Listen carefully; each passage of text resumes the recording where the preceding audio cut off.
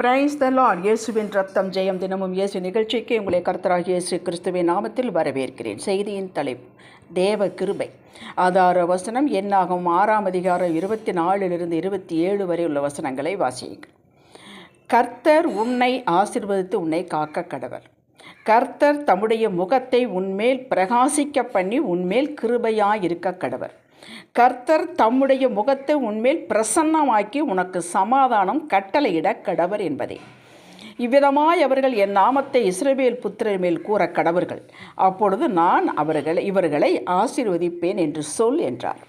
ஆசீர்வாதத்துக்கு உரியவர்களே, பழைய ஏற்பாட்டு காலத்தில் ஆசாரியர்கள் ஆலயத்திற்கு வந்திருக்கும் மக்களை பார்த்து மேற்கண்ட வசனம் சொல்வது போல ஆண்டவருடைய கிரியைக்கு ஏற்ற நாமத்தை சொல்லி ஆசீர்வதிப்பார்கள். இது நடைமுறை வழக்கம் அக்காலத்தில். இந்த வாக்கியம் அன்றோடு முடிந்துவிடவில்லை. காலத்திற்கு இது தொடர்ந்து ரட்சிக்கப்பட்ட பிள்ளையின் மேல் இருக்கும் நித்திய ஆசீர்வாதம். எதுவுமே செய்யாவிட்டாலும் இவைகள் வந்து வாய்த்து கொண்டே இருக்கும் என்பது அல்ல. ரட்சிப்பு மட்டுமே இலவசம். இதற்கு நாம் எதையும் செய்து பெற்றுக்கொள்ள முடியாது என்பதனால் திருத்துவமே கிரியை செய்து அவருடைய கிருபையினால் நமக்கு அளிக்கப்பட்ட விசுவாசத்தினால் பெற்றது ஒரு கிஃப்ட். ஏன் இதை அடிக்கடி சொல்கிறேன் என்றால், இது கிறிஸ்துவ வாழ்வு கட்டுவதற்கு, தேவ ராஜ்யத்தில் என்டர் ஆவதற்கு நாம் பெற்ற ரட்சிப்பு தான் அஸ்திபாரம். அஸ்திபாரம் இல்லாமல் எந்த கட்டிடம் கட்ட முடியாது. அதன்பின் நமது வாழ்வு கட்டப்படுவதற்கு தேவையான சகலமும் அவரது கிருபை தான் தருகிறது. அவரது கிருபை இல்லாவிட்டால் நம்மால் சுயத்தால் ஒன்றும் செய்ய முடியாது.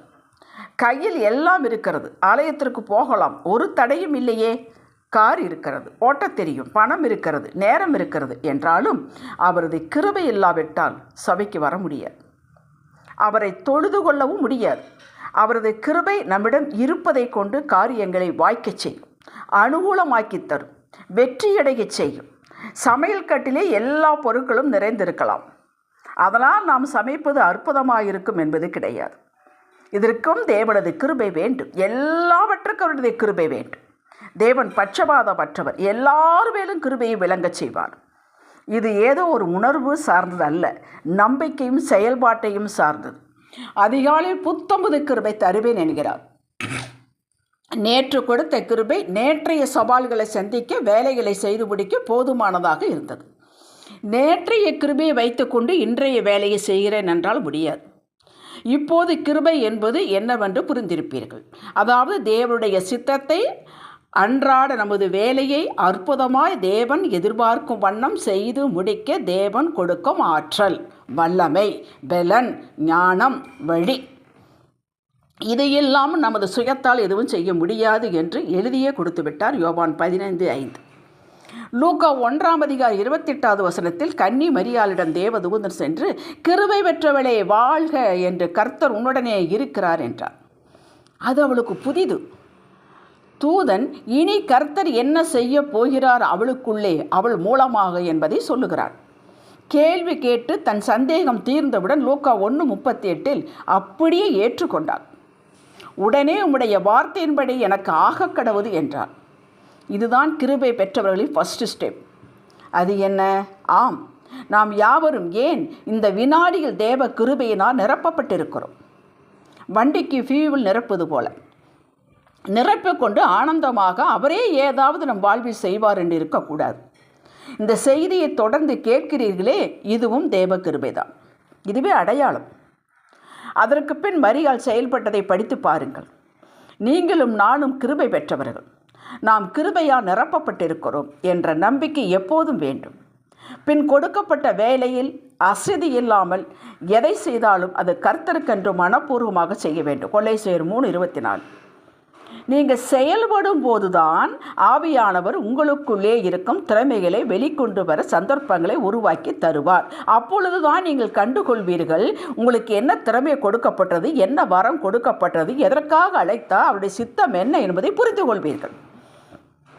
பெற்ற கிருபை அதை வெளிப்படுத்தி வெற்றி பெற செய்து தேவ சித்தம் இதுதான் என்பதை புரிந்து மேன்மேலும் அற்புதமாய் செய்ய தூண்டும். நாம் செயல்பட வேண்டும். கிறிஸ்துவன் என்றால் செயல்படுகிறவன் என்பது அர்த்தம். இந்த உச்சத்தை அடைய ஆவியானவர் எதை விடை சொல்லி உணர்த்துகிறாரோ அதை விட்டு அவரோடு இணைந்து செயல்பட வேண்டும்.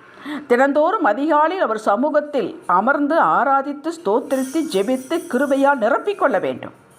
புலம்பர் 3:22-23. இது ஒரு சங்கிலி தொடர் போல. உங்களால் அவரை தோளாமல் நன்றி செலுத்தாமல் இருக்கவே முடியாது. அவரும் நிரப்புவார். நிரப்பப்பட்ட நீங்கள் ஆவியான துணை கொண்டு தொடர்ந்து செயல்படுவீர்கள். கிருபையை கிரியையாக, வேலையாக, செயலாக, ரிசல்ட்டாக, வெற்றியாக காட்டுவீர்கள். தேவன் மகிமைப்படுவார். பின் விசேஷித்த பூரண கிருபையால் நிரப்புவார். இது அடுத்த லெவல். யாக்கோபு 4:6-7 வாசிங்க. ஜெபிக்கலாம். கிருபையை பெருகச் செய்கிறவரே, வாய்க்கச் செய்கிறவரே, இதை நாங்கள் உணர்ந்து ஆவியானவருடன் இணைந்து இதை லாபமாக்குவோம், உம்மை மகிமைப்படுத்துவோம். இயேசுவின் நாமத்தில் அறிக்கை செய்கிறவங்கள் அருமை பிதாவே. ஆமேன். அல்லேலூயா.